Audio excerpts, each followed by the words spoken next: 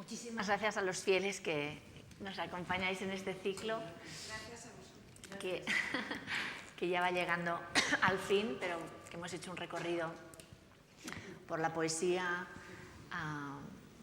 por la narrativa, y hoy persistimos en la narrativa con dos personas muy interesantes desde muchos puntos de vista. Astel Soler, los dos son vergonzosamente jóvenes, nacido en el año 87, Pablo en el 77, comparten incluso cifra. Ella nacida en Molins de Rei, Pablo nacido, siempre pone cerca de Reus, en algún lugar indeterminado, cerca de Reus, y son dos personas de una gran y altísima creatividad. Les presento brevemente. Estel estudió Humanidades en la Universidad Pompeu Fabra y ella es muy conocida en Cataluña porque es poeta, ganó el premio Amadeu Oller, que es un premio que tiene una nómina magnífica de poetas, que justamente se caracteriza este premio porque cuando se gana son valores por descubrir, pues son autores inéditos y realmente ver esta nómina de 50 años ya de premio es verdaderamente espectacular, porque los grandes nombres de la poesía catalana han pasado por este premio.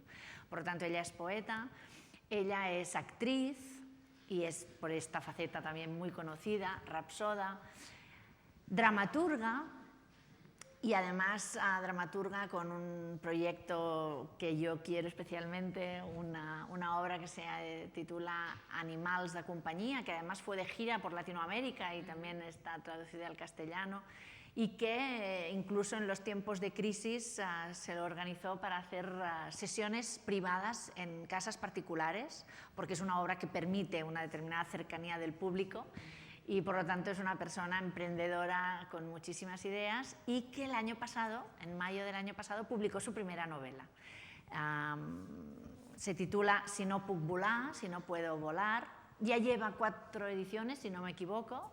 Por tanto, desde el punto de vista de la crítica y del público, ha gozado de este favor en su ópera prima, en su debut como narradora. Y Pablo, que es también una persona que procede, tienen muchos puntos de contacto. Él también se graduó en el Instituto del Teatro, por lo tanto también tienen esta vinculación teatral en arte dramático.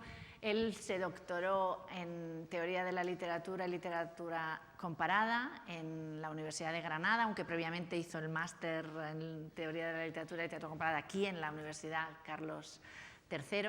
Y yo estuve en su tribunal. Por lo tanto, puedo decirles que fue muy valioso este trabajo final de máster, que tuve el placer de formar parte de su tribunal aquí en la Carlos III. Pero además es doctor en Lengua y Literatura Francesas por la Universidad de Lille.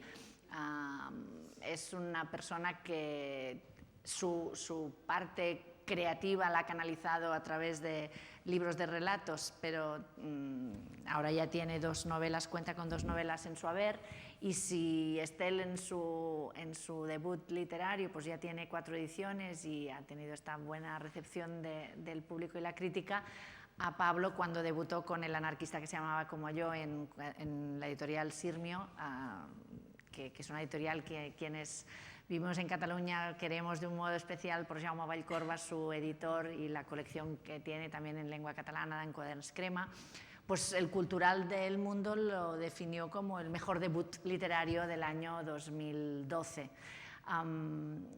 Es una persona, Pablo, que se caracteriza por trasladar, yo diría de algún modo, todos sus aprendizajes teóricos a su praxis literaria. Y entonces estas 2 novelas, que yo creo que hoy van a ser las que nos van a permitir este juego entre la realidad y la ficción, que es como hemos titulado un poco la sesión, pues muy rápidamente van a ver ustedes por qué. Porque El anarquista que se llamaba como yo empieza contando la historia del anarquista llamado Pablo Martín Sánchez, que es el nombre real de quien escribe esta novela.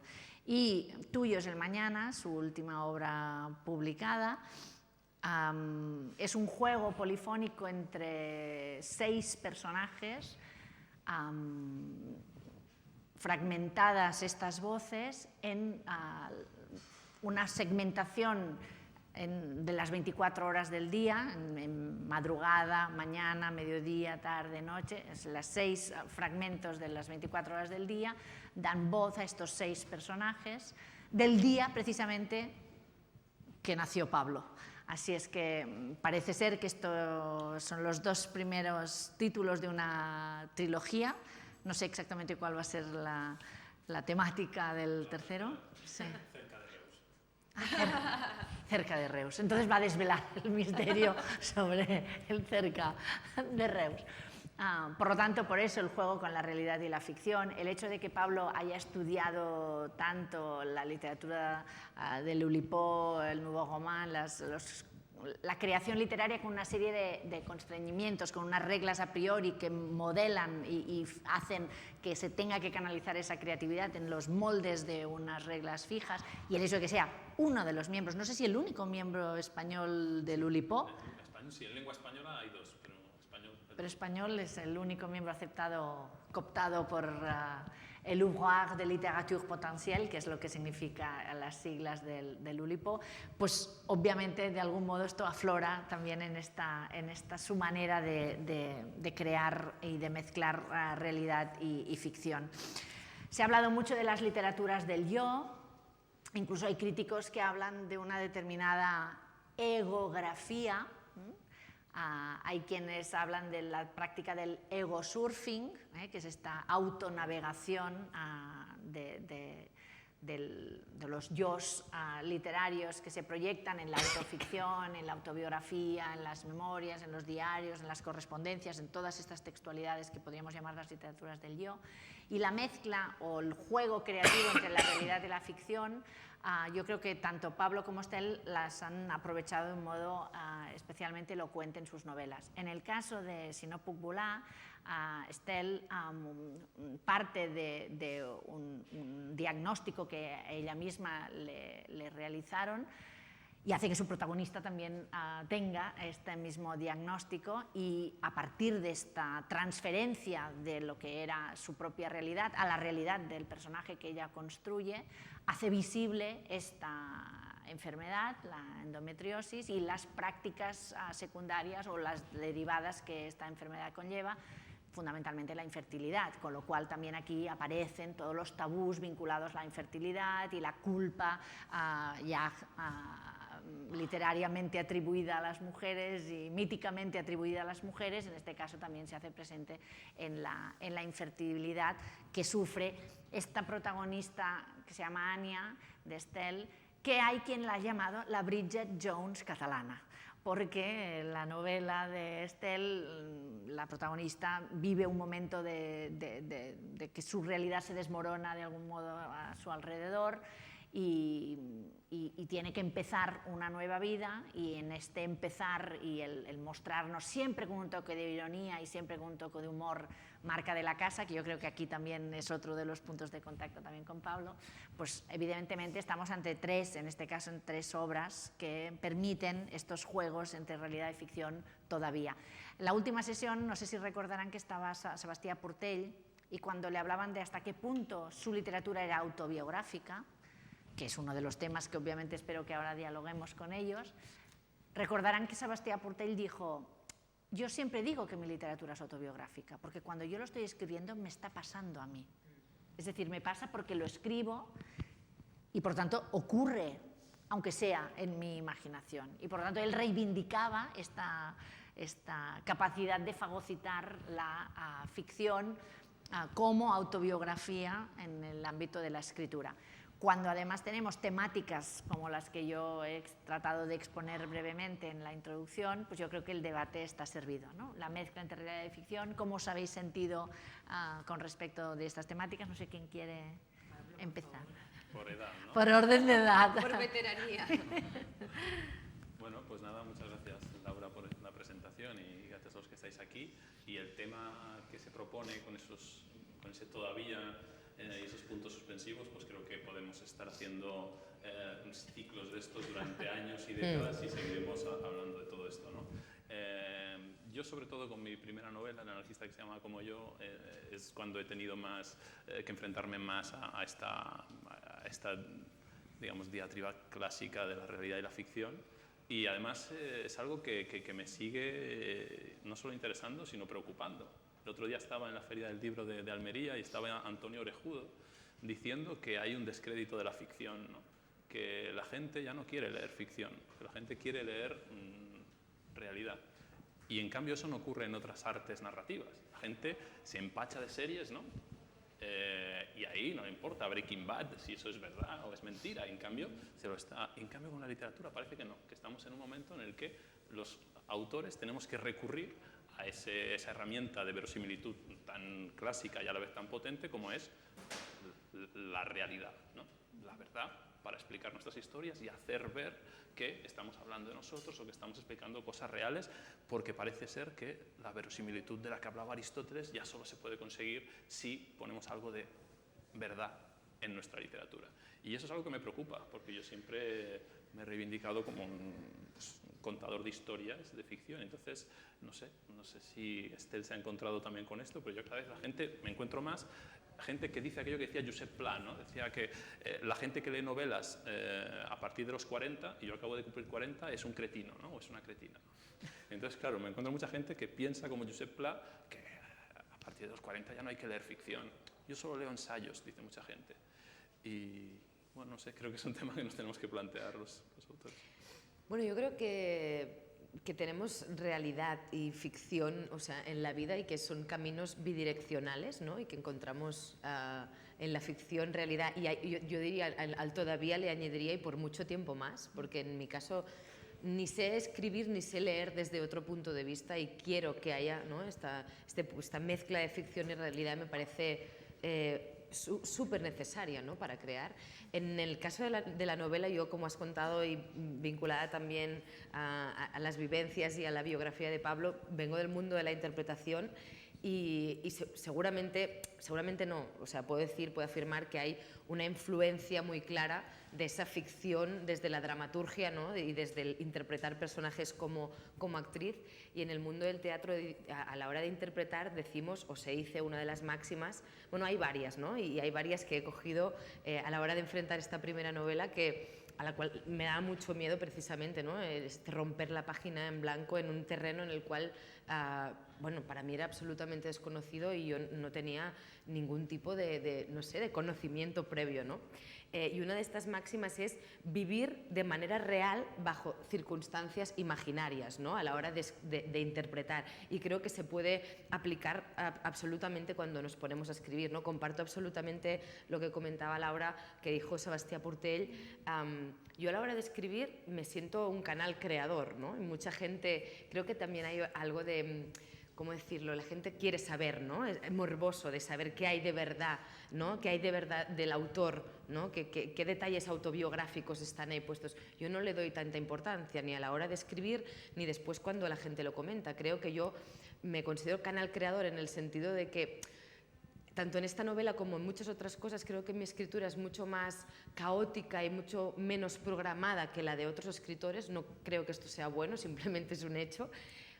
Con lo cual, hablo de este canal creador en el sentido de que yo dejo que fluyan las cosas y entonces sí arrastran cosas mías, ¿no? Seguramente hay enganches de cosas que al pasar a través mío se quedan ahí, pero a la vez me difundo, ¿no? O me esparzo, o quedan cosas biográficas ciertas, reales, en muchos personajes o en muchas situaciones.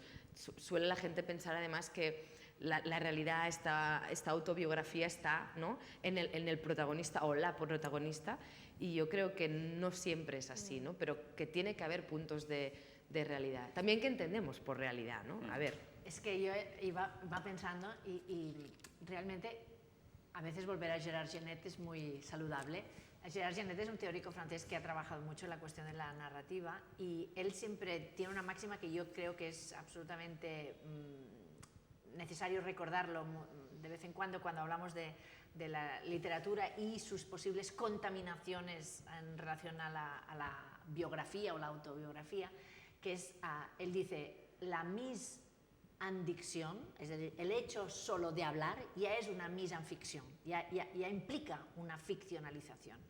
Antes Pablo iba más atrás y va a Aristóteles y a su condición de verosimilitud, ¿no? Cuando él da la superioridad de la literatura con respecto de la historia. Aristóteles habla de la poiesis, que es la poesía, pero es la literatura, es lo que se hace respecto de la historia, y dice, es superior la literatura a la historia, porque la historia cuenta lo que ha ocurrido, y la literatura cuenta lo que podría ocurrir. Y a mí siempre me ha parecido fundamental la fuerza de este condicional, lo que podría ocurrir.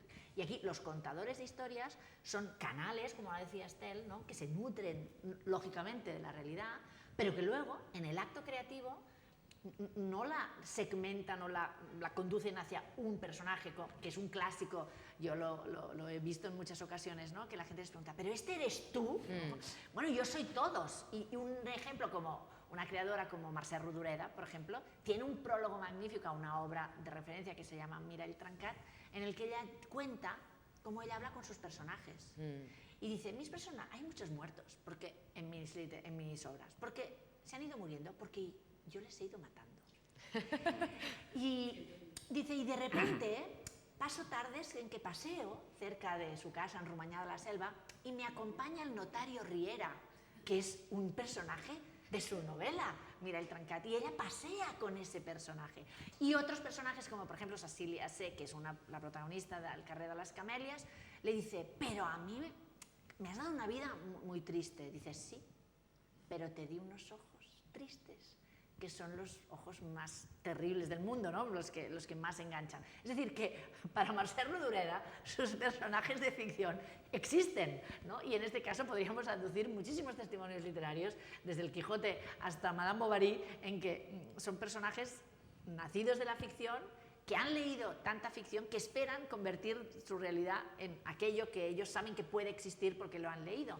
Y al mismo tiempo, mutatis mutandis, es lo que ocurre muchas veces con los escritores, ¿no? Se nutren de su realidad y luego la canalizan por ejemplo, Pablo habla en el caso de Tuyos del Mañana, del día en que él nació, ¿no? Y a partir de ahí nos da una mirada sobre la transición española con estos distintos, las 6 voces que él incorpora, ¿no? a este tejido que él hace de su novela. Pero en una ocasión van al teatro, en la novela d'Estel, y van a ver su obra de teatro que se estrena en el Teatre Capitol, que es donde ella estrenó y salgo yo en la novela, y sale ella directamente. Pero yo fui a ver esa obra y no salías tú, habías puesto... Pero yo fui y sí salía. Mercè Martínez, ¿no? Sí, sí, es que durante una parte de la temporada estaba Mercè, ¿no? Y otra... No, pero en la novela como un guiño, al final quedó como una cosa, salgo yo, que dudé mucho en si dejarlo o no, porque parecía como pedante, extraño, pero me pareció como... sin más, que no tenía que darle más importancia, y la prota habla conmigo, ¿no? Y pensé, déjate muy mal. No, pero esto ya es la realidad que se mete en la ficción, es la autoficción. Bueno, es esta confusión creativa que yo creo que ¿no? debe ser muy interesante desde el punto de vista creativo para vosotros. Desde luego. A mí me has hecho pensar con eso en Houellebecq también, ¿no? En el mapa del territorio también aparece Houellebecq y lo matan, ¿no? Al propio Houellebecq, que me parece ya como rizar el rizo y ir al máximo.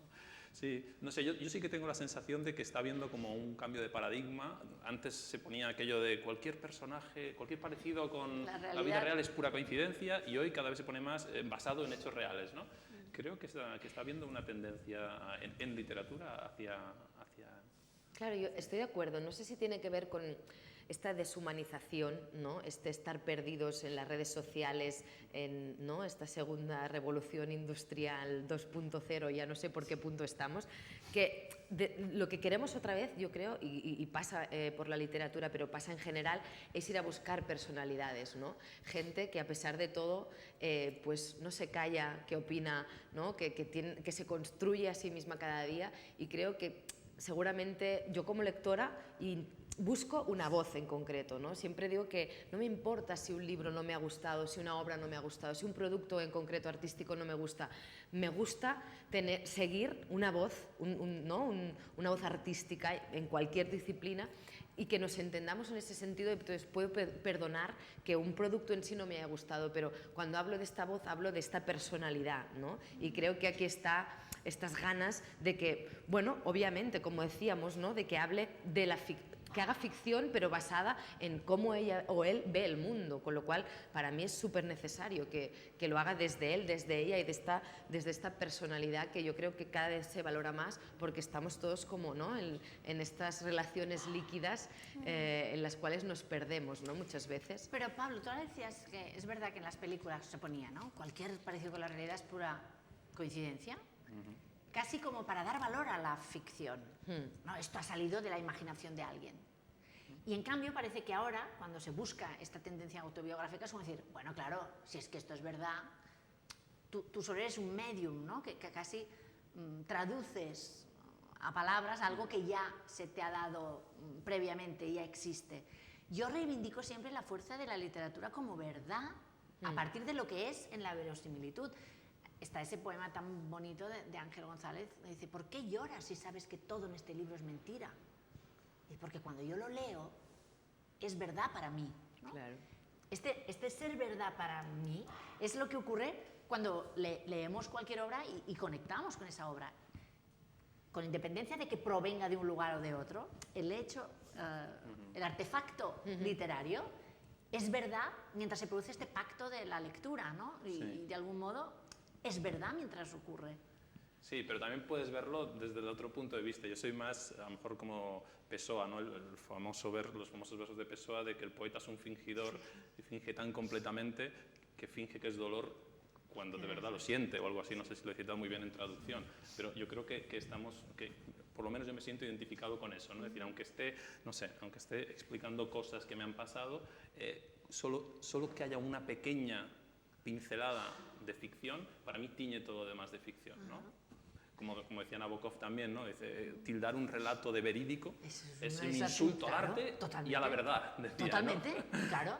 Bueno, ¿y hay daños colaterales? Porque cuando hay tanta realidad que se filtra, claro. hay gente que dice, no, este no soy yo, o lo has contado diferente. O al revés, este soy yo, ¿no? O en tu novela, a mí alguien me dijo de la última, alguien que escribió que había un cameo de José María Aznar. Y yo realmente no era consciente. Entonces tuve que ir al PDF y puse, perdón, de José María Aznar, no, de Mariano Rajoy. Y puse Mariano y apareció un Mariano que llevaba con barba y gafas de Carey en los años 70, ¿no? Entonces dije, vale, pues alguien ha interpretado que era Mariano Rajoy. Pero quiero decir que a veces también, ¿no?, cuando entras también en novelas o tratas con la realidad, al final eso explota y la gente asume que son, o en mi novela El anarquista que se llama como yo, hay muchos personajes inventados que hay gente que ha creído que eran de verdad y me han preguntado por ellos, ¿no? Y entonces, claro, ahí tienes que también discernir un poco cuando estás hablando como... Una cosa es cuando el libro, que habla por sí solo, y otra cosa, cuando eres un autor, si te preguntan sobre un personaje ficticio como habiendo creído que es verdad, ¿qué haces? Le dices, no, oye, que es que no existe, o dejas que ese lector que ha creído en esa ficción siga creyéndolo. A mí eso sí que, no sé si eran los problemas morales que planteabas un poco, pero o cuando te vienen familiares de esas personas y te dicen, oye, que esto no fue así. ¿Qué haces? Yo quería preguntarte por el final de esta primera novela, aunque claro, no puedo hacer spoilers porque espero que todos la podáis leer, pero Pablo juega con la idea de el hallazgo de un anarquista casual, de un anarquista que se llama como él, que se llama Pablo Martín Sánchez, y la búsqueda de información sobre este anarquista. Entonces hay un prólogo, en el que se supone que un prólogo es este pretexto que todavía no entra dentro de la lógica de la ficción. Teóricamente un prólogo y un epílogo deberían de poderse mantener al margen, pero yo ya no sé dónde están los márgenes en su espiral de mezcla de la realidad y la ficción, y termina con una especie de adenda, o sea, no contento con habernos mareado con la búsqueda de la historia de este que es su alter ego, aunque solo sea nominal porque se llama como él, termina en su epílogo hablando de su tocayo, él como tocayo del libro que ha escrito sobre su tocayo. O sea, fijaos que es una especie de juego de muñecas rusas, una espiral un maelstrom del que es muy difícil salir. Dice, aunque es verdad, paciente lector, y yo me daré por satisfecho si he logrado traerte hasta la última página y has disfrutado del paseo. Pues escribir no es sino salir a dar una vuelta con alguien al que aún no se conoce.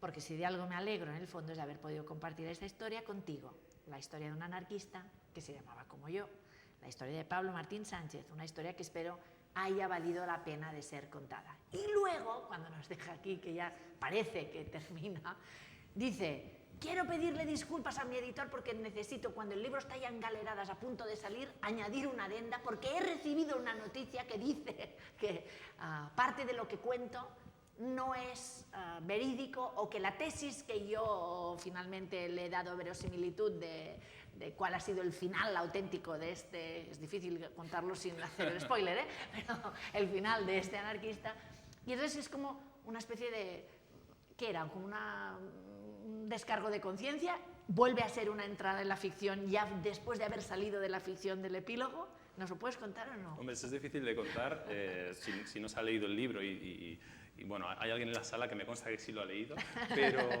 pero bueno, a ver, ahí es cuando yo me encuentro con esa pregunta que a veces me han hecho con este libro, a ver, ¿qué porcentaje hay de realidad y qué porcentaje hay de ficción? Y yo siempre digo 70 y 70. ¿No? Y así me quedo un poco... Y ahí es curioso porque a veces ocurre que lo que la gente cree que es verdad es mentira y que la gente cree que es mentira es verdad. Y esa adenda, precisamente, hay mucho de verdad, igual más que en el prólogo. Sí, no tal como lo cuento ahí exactamente, pero sí de haber recibido, recibí pues eso, un correo, ahí no sé si digo que es un correo o es una carta, tal, pero sí de alguien diciéndome: oye, ¿tú sabes que hay gente que dice que el final de Pablo Martín Sánchez no es tal como lo cuentan las versiones oficiales? Pero es un correo electrónico que cuando él le pide más información ya no contesta. Ya no contesta. Entonces, claro, ya piensas, ¿esto es verdad o no? Eso es de la parte del 70% de ficción. Pero sí que es verdad que yo todavía no sé el final de esa historia. Eso que cuento es verdad, y lo contaba Pío Baroja en una novela suya del año 31, decía que, ya por decirlo claramente, tampoco somos tantos, que el que fue a la tumba con el nombre de Pablo Martín Sánchez no era él. Eso lo cuenta Pío Baroja en el año 31. Y luego me han ido llegando informaciones, gente que me ha escrito o que no me conocía, y, por ejemplo, de enciclopedias del anarquismo que yo no había consultado, en la que pone que Pablo Martín Sánchez murió de viejo en la Belanet, que es un pueblo del sur de Francia. Entonces, yo todavía tengo ese viaje pendiente al sur de Francia, que voy retrasando y retrasando y retrasando. Para que una realidad no te fastidie, es una buena novela. Exactamente. Pero realmente, antes Estela hablaba de la deshumanización, si la cito bien, de esta sociedad líquida en la que vivimos y la pérdida de las identidades en la red. Pero hay un ejemplo que es real, de Hernán Cachari, que fue el primer escritor, un escritor argentino afincado en Barcelona. Lo cuento muy rápidamente, os recomiendo que busquéis el vídeo en el que él lo cuenta in extenso, porque él, al descubrir el blog como herramienta de creación literaria, se planteó lo que estamos planteando un poco aquí de la realidad y la ficción, las mezclas y el todavía, o sin embargo, o hasta por muchos años, como decía Esther, y él dijo: si yo utilizo una herramienta que es un blog, que no deja de ser un registro en una página web, y yo cuento una novela en la que cada capítulo sería una entrada de este blog, yo crearé un perfil que es el de mi protagonista, una protagonista femenina, y él escribe la novela como si fuera una blogonovela. Entonces va escribiendo, y ¿qué ocurre? Que al escribir en la red se genera el efecto de comunidad. Y entonces la gente hace comentarios. ¿Cómo llega la gente al blog? Uno nunca puede saberlo. Y cómo ese experimento literario es percibido por la gente que acaba formando parte de esa comunidad de lectores, tampoco. Entonces se genera esta comunidad al principio de Internet, y por lo tanto la gente con nicknames, con máscaras, seudónimos, etc. Y un día, en la noche de Barcelona, él recibe un correo electrónico que le dice que dice el nombre del seudónimo de uno de sus lectores asiduos del blog. Dice: mi hermano ha muerto, tenía 17 años, ha muerto en el Hospital de la Vall d'Hebron de Barcelona. Sus últimas voluntades fueron que te escribiera a ti, Mirna. Por lo tanto, la hermana está escribiendo a la persona que tiene un blog, es decir, que no sabe que es un personaje literario que ha creado Hernán Cachari. Y claro, sus últimas voluntades eran que te dijera que para él ha sido muy importante tu blog, como la compañía que os hacíais, tal y cual. Y entonces él, horrorizado ante el hecho de que alguien haya podido morir pensando que Mirna existía, entra en el blog, cuenta que le ha escrito la hermana, Cuenta que esto es una novela, que es un experimento literario, que quería hacer esta mezcla de realidad y ficción utilizando una herramienta de la red, que es algo que damos la credibilidad de que es real cuando en realidad era un artefacto literario, y que Albert es este chico que ha muerto y que por lo tanto él, bueno, se produce una especie de striptease colectivo en el que la gente dice quién es y de dónde es y lloran esta muerte de este chico. Total, que pasa un tiempo, él deja el blog y recibe un correo electrónico de una madre de Valencia que le dice: mi hija salió con este chico, descubrió su muerte a través del blog y pasó un trauma terrible. ¿Y cómo te atreves a haber hecho creer a todo el mundo no solo que Mirna existía, sino que ahora este chico se ha muerto? Si este chico lo vimos el fin de semana pasado en un supermercado y está vivo, ¿pero qué te has creído? ¿Puedes jugar así con la gente, la realidad y la ficción? Entonces él, que no entendía nada, escribe a la hermana y le dice: óyeme, que he recibido un correo electrónico de una madre de Valencia que me ha reñido porque dice que tu hermano está vivo. Y le contesta al correo electrónico y dice: ¿ahora has probado tu medicina?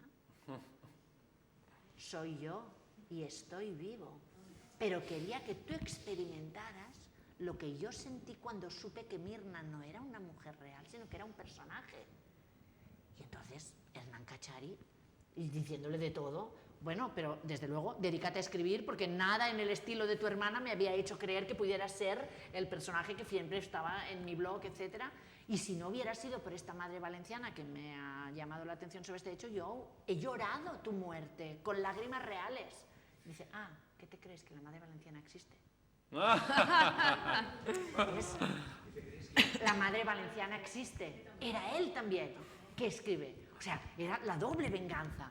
Y es terrible, es como un escalofrío, ¿no?, de ver el poder que tiene la ficción. ¿Estás segura que no era Hernán Cachari el que había hecho de madre valenciana y de todo? Esto hay que preguntárselo a Hernán Cachari. Sí, el cuento es suyo y lo cuenta así. Pero es brutal esta mezcla. Luego él publicó el blog en formato libro. Es decir, salió del entorno este que parecía que era veraz, porque era una herramienta, con la gente como tiene blogs de cocina, como tiene blogs de bricolaje, pues tenía un blog en el que ella contaba diario de una mujer gorda, y entonces contaba su realidad, pero allí había generado una comunidad de lectores que algunos sabían del experimento literario y otros creían que ella existía.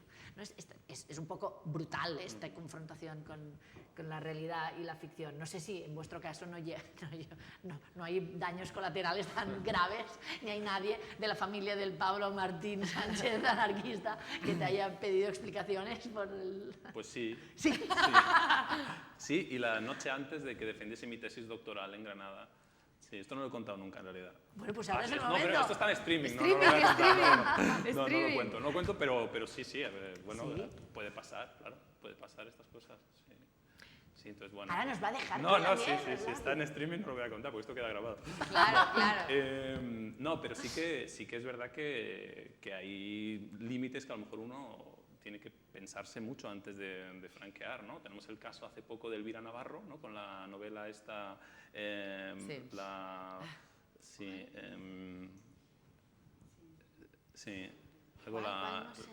Los últimos días de Adelaida García Morales. Eso. Exacto, que era una poeta conocida y además para más Inri, mujer de Víctor Erice, que escribió al País una carta diciendo de cómo se atrevía a escribir una novela ficcionada sobre la muerte de su exmujer, ¿no?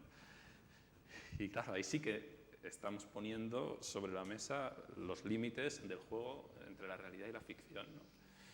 Claro, yo creo que también aquí, viendo ambos casos que tienen ligeras diferencias, hablamos de dos tipos de realidades distintas, ¿no? O sea, en mi caso la realidad es mi propia realidad, ¿no? Y que sale, digamos, casi por necesidad, ¿no?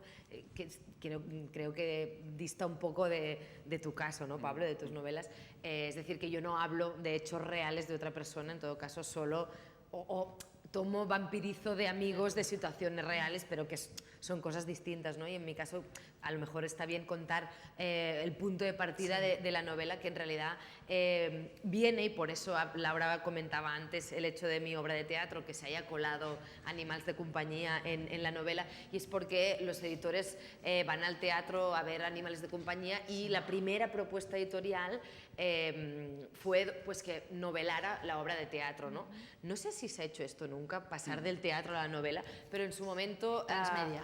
Sí, me pareció como, bueno, me pareció como que no acababa de encajar. Llevaba además 3 años con la obra de teatro, con esos personajes, con esa ficción, y a veces pasa igual que llevas 3 años después, la obra te cuenta cosas nuevas que alucinas, ¿no?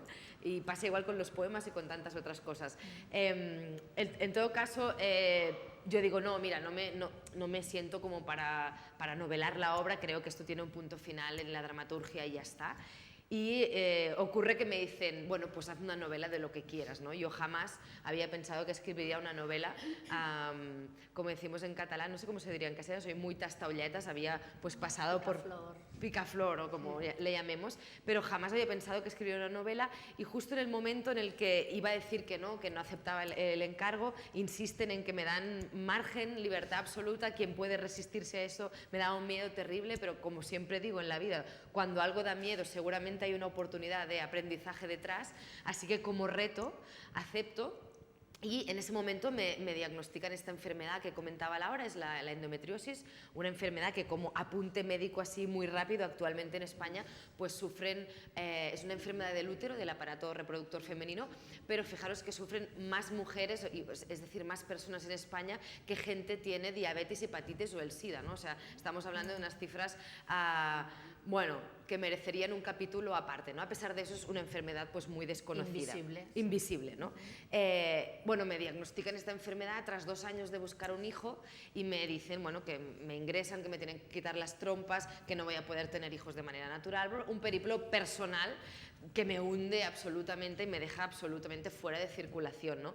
Y todo eso con un encargo, primera novela, habiendo dicho que sí a una editorial, y pensando pues que ahí me atacó la realidad de tal forma que fue como, o escribo sobre lo que me está pasando o soy incapaz de tirar adelante el encargo, ¿no? O sea que en mi caso la realidad y la ficción vienen dadas por las circunstancias. Que acaba de ser madre Sí. de un niño que se llama Max, que es uno de los nombres de uno de los protagonistas de la novela. Hay que decir que en realidad, o sea, yo no sabía que acabaría quedando embarazada, y primero vino el Max de ficción, y cuando supe que el bebé era un niño, pues robé el nombre. O sea, incluso en mi bebé hay aquí un... que siempre, pobre, preguntará, ¿me la dedicaste? No. Podré mentir, pero no. Claro, o sea que en mi caso fue como, bueno, tenía muy claro, ¿no? También volviendo a citar el mundo de la dramaturgia, de la interpretación, siempre decimos a la hora de interpretar, trabaja con lo que hay y no con lo que no hay, ¿no? Trabaja con lo que tienes y no con lo que no tienes. Y yo lo que tenía en ese momento era un problemón que no sabía cómo transitar, y el otro día justo en un club de lectura hablábamos de la protagonista y del viaje que hace, y acababa concluyendo yo que a veces en los clubes acabas también cerrando puertas que no sabías que aún estaban como por descubrir. Acababa diciendo, es que la protagonista hace el viaje que yo hice durante ese año, que fue la aceptación, ¿no? Y bueno, creo que... Y con regalo final. Y con incorporado. Sí. Nunca el proceso de gestación de una novela se puede corresponder con este proceso de gestación real, que es una forma de happy ending, vamos, de justicia poética, yo me atrevería a decir. Pero es una novela que justamente, decíamos lo de la Bridget Jones antes, que es una de las cuestiones que salió cuando se publicó la novela, porque verdaderamente es una mujer a la que se le rompen todas las seguridades, ¿no? Y tiene que empezar a partir de este viaje a sus infiernos personales que proviene del hecho de alguien que desesperadamente quiere ser madre y a causa de esta enfermedad pues tiene que aceptar que probablemente no vaya a poderlo ser, o si lo puede conseguir va a ser a través de un esfuerzo arduo y con una cantidad de intervenciones y que por lo tanto que hace mella en su cuerpo, en su alma, ¿no? Y en el entorno fundamentalmente. Entonces yo creo que es una novela en la que muchas mujeres se han podido sentir muy identificadas, y ella hace visible una determinada problemática y la novela fue catártica para ella y probablemente sin ella haberlo buscado, con esta dosis de realidad que ella necesitaba sacar, pues ha podido al mismo tiempo serlo para muchísima gente. En los clubes de lectura esto aparece continuamente, ¿no? Hay gente como ha podido verse identificada porque lo que decimos a veces en la realidad, ¿no? Algo que tú no ves es algo que no puedes llegar a ser, ¿no? Y en el caso de las mujeres o los techos de cristal, etcétera, ¿no? Hay un documental que no sé si han visto, se llama Misrepresentation, es buenísimo, en el que cogen a niñas jugando con el hecho de que las mujeres están mal representadas en la sociedad y cómo son mises, ¿no? Cómo se tiende hacia el hecho de que sean mujeres objeto. Y entonces hay niñas a las que les preguntan qué quieren ser de mayores en Estados Unidos. Muchas dicen desde astronauta y bailarina hasta presidenta del gobierno. A estas niñas le hacen la entrevista cuando tienen 14 años y a ninguna dice presidente del gobierno, porque ya saben que no hay presidentas del gobierno. Esta idea de que lo que no ves no puede ser, ¿no? La literatura lo vence. Y también en ese sentido se generan modelos que probablemente ayuden, ¿no? Aunque no sea lo que ella buscara y aunque esto sea una obra literaria por ella misma y tiene el valor que tiene por ella misma. Sí que de hecho hay este momento que comentábamos del teatro que sería una metaficción, sí. Porque en un momento de este periplo entre el encargo que no acepté y la novela que ha acabado siendo, me propuse hacer la historia porque me impactó mucho, claro, cuando trabajas en distintos campos, el viaje que tienes como autor o la relación que tienes como autor de una novela o de poesía con el público y como autor de teatro con el público es súper diferente, porque en teatro ves la respuesta inmediatamente en sus caras, ¿no? Si está funcionando eso que has escrito o no. Es bueno y malo por una parte, y en cambio en la novela, si eso no está gustando, pues no te lo dicen, te olvidan y ya está, ¿no?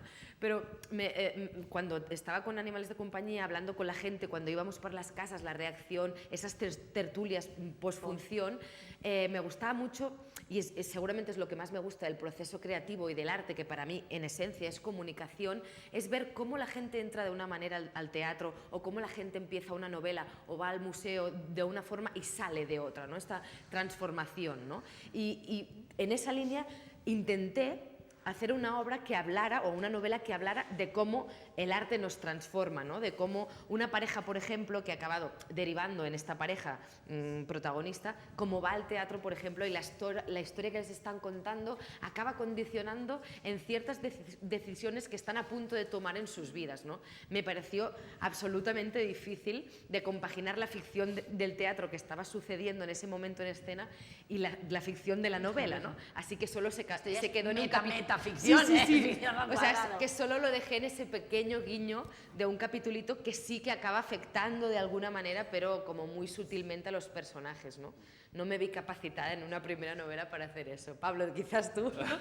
No, pero ya que hablando de teatro y que yo también hice mis pinitos en teatro y has comentado algunas de las enseñanzas que sacaste, y yo siempre también digo que el teatro me enseñó a escribir para alguien, ¿no? Eso es verdad, es muy importante. A nadie se le ocurre hacer teatro con la sala vacía, aunque el otro día me contaron que sí, que hubo no sé qué, un actor italiano que hacía un monólogo, no había nadie y lo hizo igualmente. Para goce y disfrute propio. Entonces, claro, como esto es un profesional. Eso, exactamente.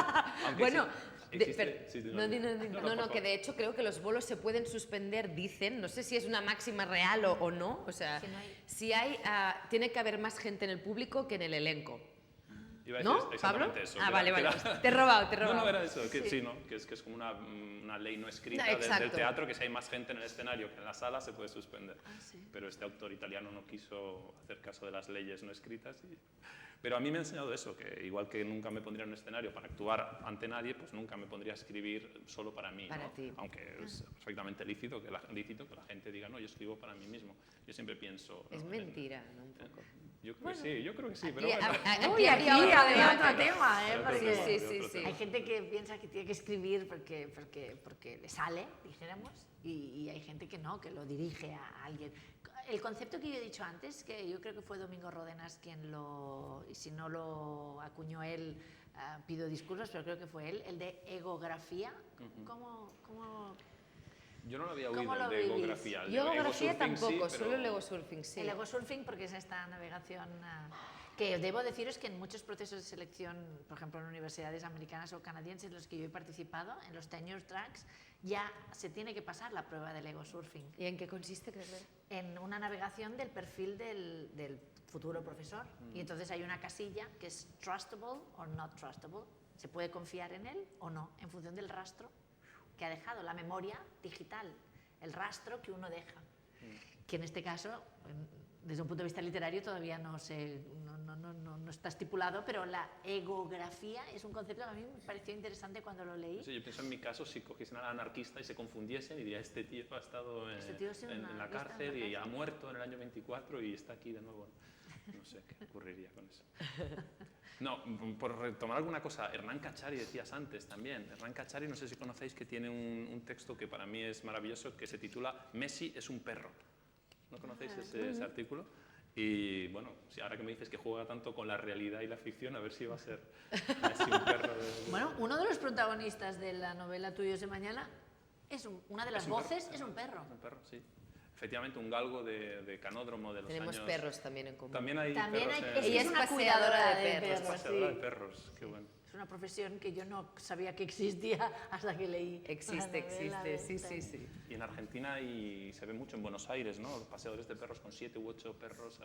Ella tiene unos cuantos. Esta es ella. Sí, es Ania. Y hablando también de las cosas de la realidad que te cuenta la gente e incluyes en tus novelas, yo también lo hago mucho, e incluso alguna que me contó Laura Borràs en un viaje en tren, que no vamos a revelar aquí tampoco. Ahora soy yo la metaficción, es una anécdota mía. Sí. Esto ocurre, debo de decir que me pasó a mí con una Laura Borràs de Málaga.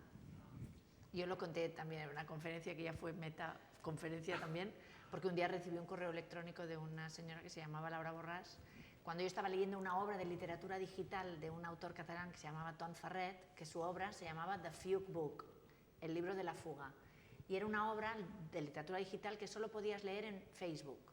Tú tenías que darle permisos a esta aplicación y entonces te empezaba a capturar tus perfiles de los amigos de Facebook, y la gracia de la obra era que no solamente ocurría algo en el momento en que tú decidías leerlo, sino que posteriormente te iba enviando correos electrónicos a tu correo, como ocurre con Facebook cuando alguien hace un comentario que te llega a tu correo electrónico.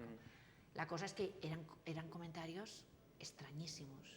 Pero como a veces la gente tiene amigos en Facebook que no son amigos de verdad, pues los lees y casi como los dejas allí, en stand-by. Y un día empiezas a recibir correos de ti misma. Un correo que dice que es Laura Borràs y te dice, ¿por qué vas tú por el mundo haciendo conferencias si soy yo la verdadera Laura Borràs? Yo de ti me preocuparía, el anarquista que se llamaba como yo. Y entonces yo pensé, madre mía, ¿pero qué está pasando? Y entonces le escribí al autor, dije, oye, te has superado, porque esto, claro, al llegarte a tu correo electrónico, tiene una sensación de realidad, es lo que estábamos diciendo antes, ¿no? De los dispositivos. Un blog o un correo electrónico es un dispositivo de la realidad y uno no piensa a priori que pueda ser utilizado para la ficción. Entonces se lo dije, me dijo, sí, ¿te ha gustado? Sí, muy bien, muy bien.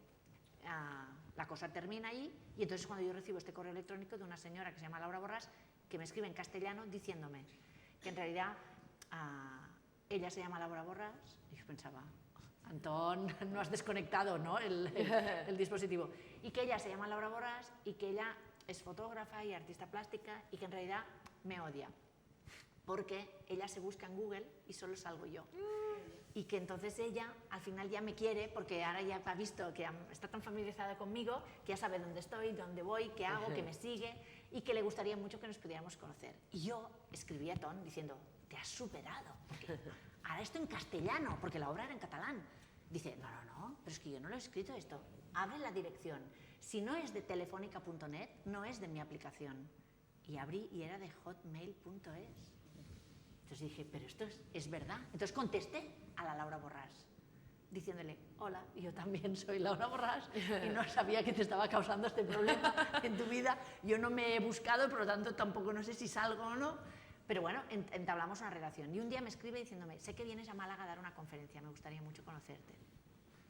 Y entonces nos conocimos. Y entonces yo estaba dando la conferencia sobre la obra de literatura digital y dije, expliqué esta anécdota, dije, y ahora igual alguien aquí en el público, pero la Universidad de Málaga tiene una sala de grados, que es una sala de actos que es enorme, es larguísima. Digo, igual alguien de ustedes es Laura Borràs, todo el mundo se miraba, nadie reconoció ser Laura Borràs.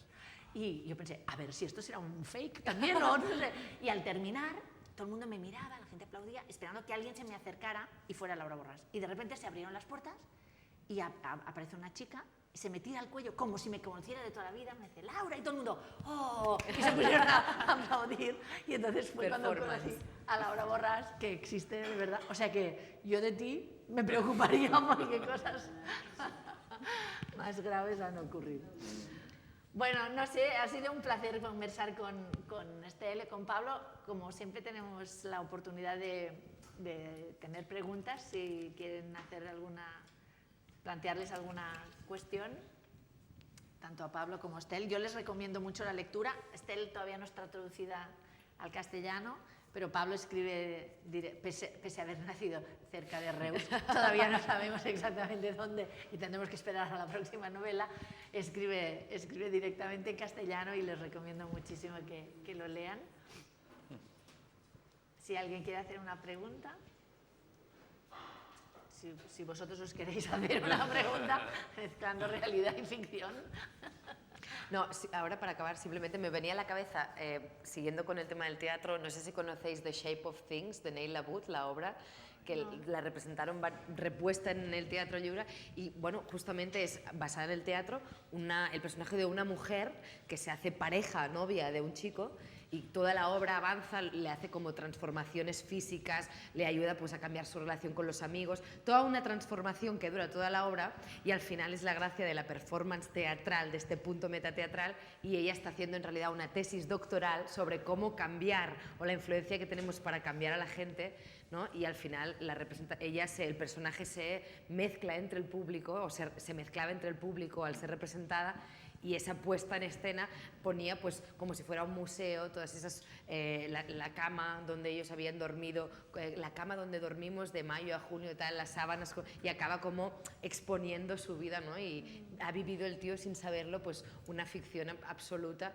que era solo una tesis, ¿no? De ella, y me pareció como Neil LaBute tan genial siempre, una obra para darle vueltas. Y yo solo para acabar, a lo mejor, ese concepto filosófico que está tan de moda últimamente, lo de la posverdad, que no lo hemos tocado y que a lo mejor también tendría algo que decir en todo esto si estamos en la era de la posficción o de la... no lo sé. Eso ya cada uno se lo lleve a su casa, ¿no? Deberíamos hacer un ciclo sobre la posverdad. Hay gente que se enfada muchísimo con este concepto de posverdad, sobre todo por la cuestión, ¿no? Porque todo esto, en el fondo hay un debate sobre la impostura, ¿no?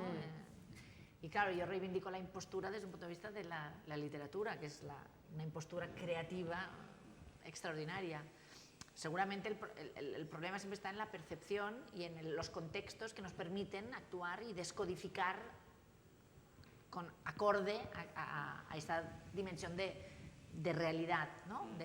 Porque verdad, yo sostengo que puede ser perfectamente, la literatura es verdad, y algunos tenemos la suerte de vivir inmersos en esta verdad. Me has recordado que yo tengo como frase del mes en mi blog una frase de Melville que dice no hay nada más tonto que la verdad sobre la faz de la tierra.